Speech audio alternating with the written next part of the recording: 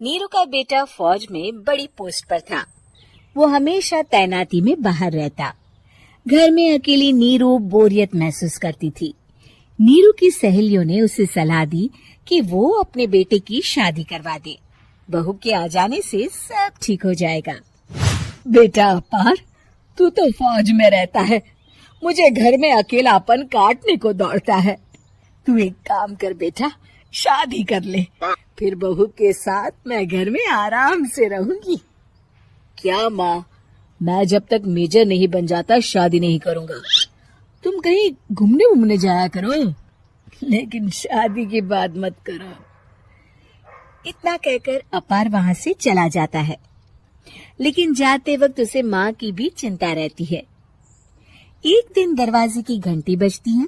नीरू दरवाजा खोलती है तो सामने एक सुंदर सी लड़की साड़ी पहनकर सर पर पल्लू रखकर खड़ी होती है। कौन हो तुम बेटा, और तुम्हें किसने भेजा है? मेरा नाम कंचन है और मैं आपके बेटे अपार की बीवी और आपकी बहू हूँ। तभी घर का फोन बजता है। नीरू फोन उठाती है तो अपार का फोन होता है। माँ, कंचन आ गई। वो आपकी बहू है माँ, और मैंने उससे शादी कर ली है। आप अकेली रहती हैं तो मैंने आपके लिए शादी कर ली माँ। अच्छा बेटा, बहू तो आ गई, बहुत सुंदर है। अब ना मैं आराम से घर में खुश रहूंगी। इतना कहकर नीरू जैसे ही कंचन की तरफ देखती है, वो उसके पैर छूती है। नीरू कंचन को आशीर्वाद देकर गले लगा लेती है। अगली सुबह नीरू सोकर उठती है तो अरे, सारा घर कितना चमक रहा है। इतनी सुबह घर का सारा काम किसने किया? तभी कंचन हाथ में स्वादिष्ट नाश्ता और चाय लेकर आती है और टिपॉय पर रखकर कंचन के पैर छूती है। बहू को देखकर नीरू काफी खुश हो जाती है। वो कंचन से कहती है, कंचन बेटा, आज मेरे घर में किटी पार्टी है, तुम मेरी सहेलियों के लिए कुछ अच्छा बना लेना। माँ, मुझे अच्छा बनाना नहीं आता, आप बता दीजिए, मैं बना दूंगी। अरे मैं भी तो नहीं जानती। ऐसा कर, शाम को इटालियन खाना, सी फूड और हाँ, चाइनीज खाना बना लेना, ठीक है? कंचन नीरू की बात सुनकर खुश हो जाती है। हाँ माँ, मैं तो ये सब बना सकती हूँ, आप चिंता ना करें। शाम को नीरू की सहेलियां आती हैं, जहाँ कंचन अकेले बनाए स्वादिष्ट खाना बनाकर खिलाती है। वो सारी सफाई कर सबको खुश कर देती है। कंचन अंदर किचन में जाती है कि तभी नीरू की सहेली बोल पड़ती है। अरे नीरू, तेरी बहू तो बड़ी परफेक्ट है, तेरी हर बात मानती है और सारा काम भी अकेले करती है, तुझे शिकायत का मौका भी नहीं देती। लेकिन क्या फायदा, बेचारी नीरू का जीवन तो बहू के आने के बाद भी बोरिंग का बोरिंग ही रहा। क्यों, ऐसा क्यों बोल रही है? अब तो मेरे साथ मेरी बहू भी रहती है। हाँ, रहती तो है, लेकिन मैं ऐसी लड़कियों को बहुत अच्छे से जानती हूँ। ये सारे काम इसलिए करती है कि तुझे लड़ाई करने का कोई मौका न मिले और तू फ्रस्ट्रेट हो जाए, समझी? नीरू भोली सूरत बनाकर कहती है। नहीं, मैं नहीं समझी।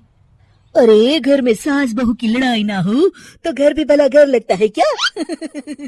मेरे घर में ही ले ले, सुबह से बहू के साथ लड़ाई में इतनी चहल पहल रहती है कि मन हमारा भी लगा रहता है और पड़ोसियों का भी। नीरू मन में सोचती है, बात तो सही है, अगर ये मेरी शिकायत के बिना ही हर काम कर देगी तो मैं क्या करूंगी? रात को नीरू सोने के लिए कमरे में जाती है, जहाँ कंचन उसके पैर दबाने लगती है। नीरू को अच्छा तो लगता है, लेकिन वो किसी भी तरह से उससे लड़ाई करना चाहती है। बहू, दर्द पैर में नहीं सर पर है और तू मेरे पैर दबा रही है। मैं सर दबा देती हूँ माँ जी। ये कहकर वो उसका सर दबाने लगती है।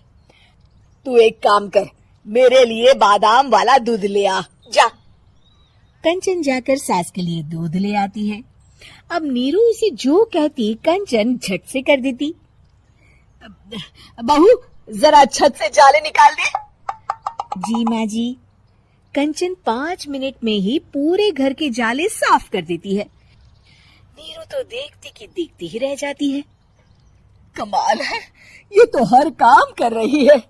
तरस गई मैं तो इससे लड़ाई करने को। इतना कह के नीरू चली जाती है। नीरू को एक दिन कंचन पर इतना गुस्सा आता है कि वो सोच लेती है आज तो उससे लड़कर ही रहेगी। मौका देखकर नीरू कंचन को पैर से लंगड़ी देकर गिरा देती है, जिसके बाद जो होता है नीरू को विश्वास ही नहीं होता। जमीन में 2 भागों पर गिरी कंचन के सारे पुर्जे बिखर जाते हैं। स्प्रिंग और उसके अंदर से रंग बिरंगी लाइट जलने लगती है। तभी घर की घंटी बजती है। नीरू डरकर दरवाजा खोलती है तो सामने अपार खड़ा होता है। क्या हुआ माँ, तुम इतना डर क्यों गई? कंचन ने कुछ किया क्या? कुछ कहा क्या उसने? मैं अभी बताता हूँ। तभी अपार की नजर कंचन पर पड़ती है। अरे माँ, तूने ये क्या किया? कंचन को तोड़ दिया। तुम्हारी खुशी के लिए मैंने रॉबर्ट को तुम्हारी बहू बनाकर भेजा था, जिससे तुम्हारी हर इच्छा पूरी हो और तुम खुश रहो। माँ, ये तो इंसान थी भी नहीं, इससे तो गलती हो ही नहीं सकती थी। फिर आपने इसे क्यों तोड़ा? क्या गलती थी इसकी माँ? बेटा, इसकी सबसे बड़ी गलती ये थी कि ये इंसानों की तरह सास से लड़ाई नहीं करती थी। अपार माँ की बात सुनकर हैरान रह जाता है।